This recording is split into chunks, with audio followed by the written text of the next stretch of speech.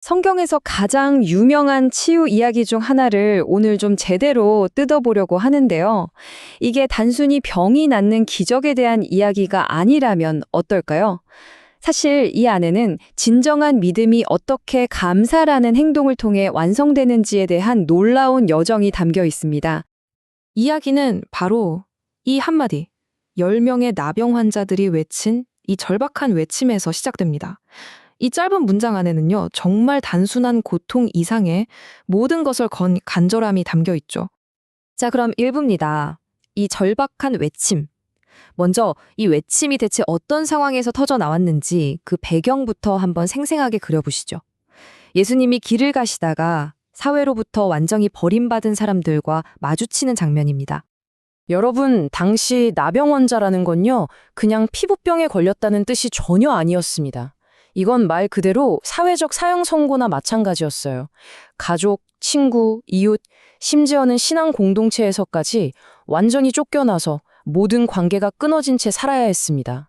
상상이 가시나요?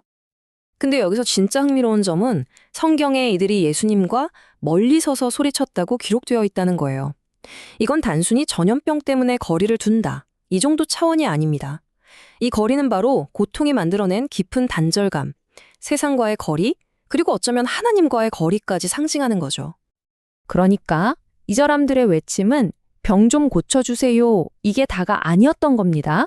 우리의 끊어진 모든 관계를 회복시켜 주세요. 우리를 다시 사람답게 살게 해주세요. 이건 삶 전체를 되돌려달라는 절규에 가까웠던 거죠. 자, 이제 2부로 넘어가 보겠습니다. 첫 번째 단계는 바로 순종입니다. 이 절박한 외침에 예수님이 어떻게 반응하셨는지, 여기서 믿음의 여정이 어떻게 시작되는지 한번 보시죠. 근데 예수님의 대답이 진짜 좀 이상해요. 아니, 몸은 아직 그대로인데 다 나은 사람이나 할 수 있는 행동, 즉 제사장에게 가서 완치 판정을 받으라는 명령을 내리신 겁니다. 정말 상식적이지 않죠? 대체 왜 이런 명령을 하셨을까요? 바로 여기에 이 이야기의 첫 번째 클라이맥스가 있습니다. 성경을 보면 아주 정확하게 가다가 깨끗해졌다고 나와요. 그 자리에서 바로 기적이 일어난 게 아니라 그 이상한 명령을 믿고 실제로 발걸음을 옮겼을 때 그 행동의 과정 속에서 기적이 일어난 겁니다. 이게 바로 이 이야기가 우리한테 보여주는 믿음의 본질인 것 같아요. 눈에 보이는 결과를 확인하고 나서야 움직이는 게 아니라 보이지 않는 약속의 말씀을 믿고 먼저 움직일 때 바로 그 길 위에서 결과를 체험하게 된다는 것. 이게 진짜 믿음이라는 거죠. 자, 그럼 3부로 넘어가 볼까요? 두 번째 단계, 바로 감사입니다. 근데 이야기가 여기서 와, 모두 병이 나았습니다, 해피엔딩 이렇게 끝나면 너무 시시하겠죠? 진짜 중요한 반전은 여기서부터 시작됩니다. 10명 중에 딱 한 사람이 길을 가다가 자기 몸이 깨끗해진 걸 보고 가던 길을 멈추고 다시 돌아왔습니다. 근데 이게 또 하나의 충격적인 포인트인데 돌아온 사람이 바로 사마리아 사람이었어요.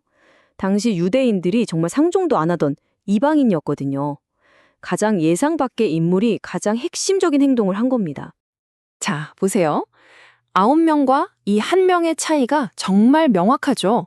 9명의 시선은 선물, 즉 병이 나았다는 결과에만 고정되어 있었어요. 그래서 원래 목적지로 그냥 쭉 간 거죠. 하지만 이 한 사람은 달랐습니다. 그의 시선은 선물이 아니라 선물을 주신 분에게로 향했던 겁니다. 바로 이 시선의 차이가 모든 걸 바꿔놓았습니다. 그래서 이 이야기에서 말하는 감사는요, 그냥 고맙습니다 하고 끝나는 예의가 아니에요. 이건 훨씬 더 본질적인 겁니다.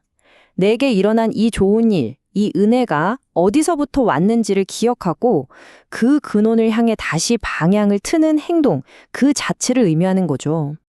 예수님이 이렇게 물으시죠. 10명 다 낫지 않았어? 근데 나머지 9은 어디 갔지? 생각해보면 이 질문은 오늘 우리에게도 똑같이 던져지는 질문 같아요. 그쵸? 우리가 살면서 받은 수많은 은혜 앞에서 우리는 과연 그 근원을 기억하고 있을까요? 아니면 그냥 당연하게 여기고 지나치고 있을까요? 자, 드디어 마지막 4부입니다. 최종 보상, 바로 구원입니다. 순종의 발걸음을 떼고 또 감사로 돌아온 이 한 사람에게 과연 어떤 놀라운 보상이 주어졌는지 이야기의 진짜 클라이맥스를 함께 확인해 보시죠. 우선 이거 하나는 확실히 해야 합니다. 10명, 전원이 육체의 치유를 받았어요. 그러니까 그들이 처음에 간절히 원했던 것은 모두가 똑같이 받은 셈이죠. 은혜에는 차별이 없었습니다. 하지만 돌아온 단 한 사람. 이 사람은 그냥 병이 낫는 수준을 넘어서 9명과는 비교할 수 없이 더 크고 근본적인 선물을 받게 됩니다. 그게 바로 구원입니다. 헬라어 원어로는 소조라고 하는데요. 이게 단순히 병이 나았다는 뜻이 아니에요. 몸뿐만 아니라 영혼까지 그 사람의 존재 자체가 완전히 회복되고 온전해지는 전인적인 구원을 의미하죠. 그러니까 9명은 치료를 받았지만 이 한 명은 구원을 받은 겁니다. 차원이 다른 이야기죠. 결국 이 이야기가 우리에게 주는 핵심 메시지는 이겁니다. 믿음이라는 여정은 순종으로 시작하지만 감사로 그 은혜를 주신 분에게 되돌아올 때 비로소 구원이라는 마침표를 찍고 완성된다는 거죠. 다시 말해, 감사가 없는 믿음은 어쩌면 아직 완성되지 않은 믿음일 수 있다는 겁니다. 결국 10명 모두 선물은 받았습니다. 하지만 오직 한 명만이 그 선물을 진정한 축복으로 만들었죠. 어쩌면 우리 삶도 마찬가지 아닐까요?